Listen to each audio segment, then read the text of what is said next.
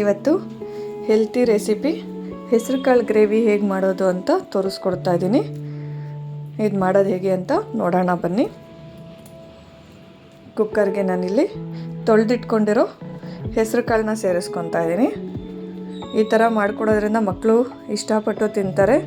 ಒಂದೇ ರೀತಿ ಸಾಂಬಾರು ಮಾಡೋಕ್ಕಿಂತ ಈ ಥರ ಗ್ರೇವಿ ಮಾಡಿ ತುಂಬ ಚೆನ್ನಾಗಿ ಬರುತ್ತೆ. ಇದಕ್ಕೇ ಈಗ ನಾನು 1/4 ಸ್ಪೂನು ಉಪ್ಪನ್ನು ಸೇರಿಸ್ಕೊತಾ ಇದ್ದೀನಿ. ಹಾಗೆ 1/4 ಸ್ಪೂನು ಅರಿಶಿನ ಸೇರಿಸ್ಕೊತಾ ಇದ್ದೀನಿ.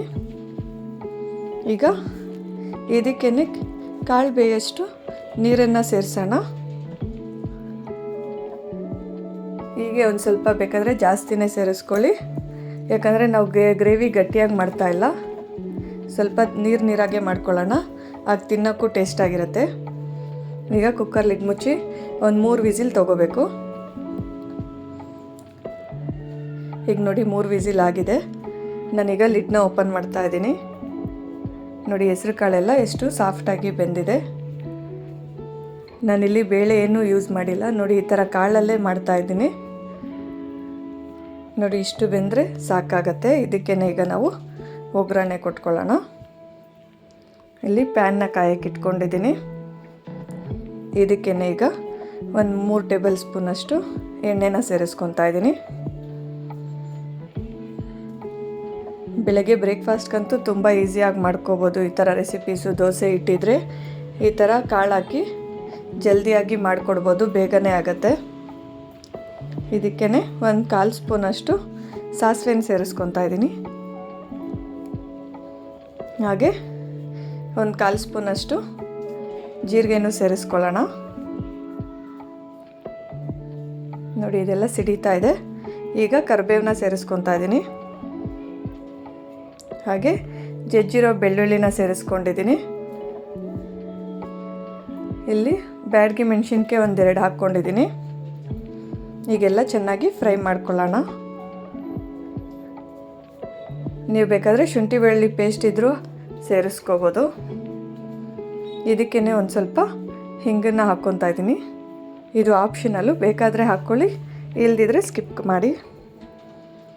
ಈಗ ಇದಕ್ಕೇ ಒಂದು ಈರುಳ್ಳಿನ ಕಟ್ ಮಾಡಿ ಇಟ್ಕೊಂಡಿದ್ದೆ, ಅದನ್ನು ಸೇರಿಸ್ಕೊತಾ ಇದ್ದೀನಿ. ಈಗ ಈರುಳ್ಳಿ ಎಲ್ಲ ಚೆನ್ನಾಗಿ ಫ್ರೈ ಮಾಡ್ಕೊಳ್ಳೋಣ. ಜಾಸ್ತಿ ಬ್ರೌನ್ ಮಾಡ್ಕೊಳ್ಳೋಕೆ ಹೋಗಬೇಡಿ. 1 ನಿಮಿಷಗಳ ಕಾಲ ಈ ಥರ ಹುರ್ಕೊಂಡ್ರೆ ಸಾಕಾಗತ್ತೆ. ಒಂದು ಸ್ವಲ್ಪ ಕಲರ್ ಚೇಂಜ್ ಆದರೆ ಈರುಳ್ಳಿ ಇಷ್ಟು ಬೆಂದಿದ್ರೆ ಸಾಕಾಗತ್ತೆ. ನೋಡಿ ಈಗ ನಾನು ಇನ್ನೊಂದು ನಿಮಿಷಗಳ ಕಾಲ ಈರುಳ್ಳಿನ ಚೆನ್ನಾಗಿ ಫ್ರೈ ಮಾಡ್ಕೊತಾ ಇದ್ದೀನಿ. ನೋಡಿ ಈಗ ಕಲರು ಚೇಂಜ್ ಆಗಿದೆ. ಈ ಟೈಮಲ್ಲಿ ನಾನು ಟೊಮೊಟೊನ ಸೇರಿಸ್ಕೊತಾ ಇದ್ದೀನಿ. ಒಂದು ಚಿಕ್ಕ ಟೊಮೊಟೊನ ಕಟ್ ಮಾಡಿ ಇಟ್ಕೊಂಡಿದ್ದೆ, ಅದನ್ನು ಸೇರಿಸ್ಕೊತಾ ಇದ್ದೀನಿ. ಈಗ ಅದನ್ನು ಅಷ್ಟೇ ಟೊಮೊಟೊ ಸಾಫ್ಟ್ ಆಗೋ ಗಂಟನೂ ಚೆನ್ನಾಗಿ ಫ್ರೈ ಮಾಡ್ಕೊಳ್ಳೋಣ.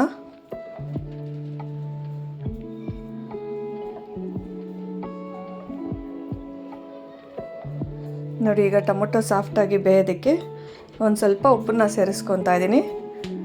ಈಗ ಟೊಮೊಟೊನು ಬೇಗ ಸಾಫ್ಟಾಗಿ ಬೇಯುತ್ತೆ.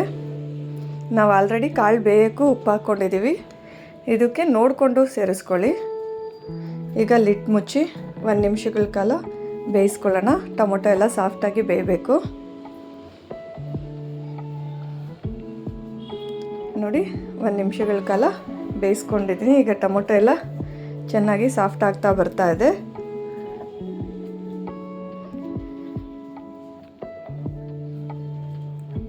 ಈ ಟೈಮಲ್ಲಿ ನಾನು ಸ್ಪೈಸಸ್ನ ಸೇರಿಸ್ಕೊತಾ ಇದ್ದೀನಿ.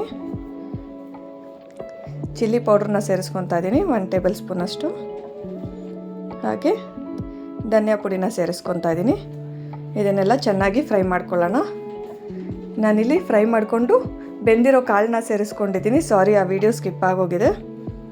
ಈಗ ಬೇಯಿಸಿರೋ ಕಾಳನ್ನ ಸೇರಿಸ್ಕೊಂಡು ಈಗ ಅದೇ ಕುಕ್ಕರಲ್ಲಿ ನಾನು ಸ್ವಲ್ಪ ಬಿಸಿನೀರಿಗೆ ಇಟ್ಕೊಂಡಿದ್ದೀನಿ, ಯಾಕಂದರೆ ಇದು ತುಂಬ ಗಟ್ಟಿಯಾಗೋಯ್ತು. ತಣ್ಣೀರು ಸೇರಿಸ್ಕೋಬೇಡಿ, ಬಿಸಿನೀರೇ ಸೇರಿಸ್ಕೊಳ್ಳಿ. ಈಗ ನೋಡಿ ಒಂದು ಸ್ವಲ್ಪ ಬೇಯಕ್ಕೆ ಇಟ್ಕೊಂಡಿದ್ದೆ ನೀರು, ಒಂದು ಚಿಕ್ಕ ಗ್ಲಾಸಷ್ಟು. ಅದೇ ಕುಕ್ಕರಲ್ಲಿ ಬೇಳೆ ಬೇಯಿಸಿದ್ವಲ್ಲ, ಅದೇ ಕುಕ್ಕರಲ್ಲಿ ಬೇಯಕ್ಕೆ ಇಟ್ಕೊಂಡಿದ್ದೆ. ಈಗೆಲ್ಲ ಒಂದು ಸತಿ ಮಿಕ್ಸ್ ಮಾಡ್ಕೊಳ್ಳೋಣ.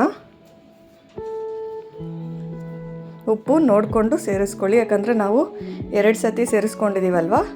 ಕಾಳು ಬೇಯಕ್ಕೆ ಸತಿ ಸೇರಿಸ್ಕೊಂಡಿದ್ದೀವಿ ಮತ್ತು ಟೊಮೊಟೊ ಬೇಯಕ್ಕೆ ಸತಿ ಸೇರಿಸ್ಕೊಂಡಿದ್ದೀವಿ. ಬೇಕಾದರೆ ನೋಡಿಕೊಂಡು ಸೇರಿಸ್ಕೊಳ್ಳಿ. ಈಗೆಲ್ಲ ಒಂದು ಸತಿ ಮಿಕ್ಸ್ ಮಾಡ್ಕೊಳ್ಳೋಣ.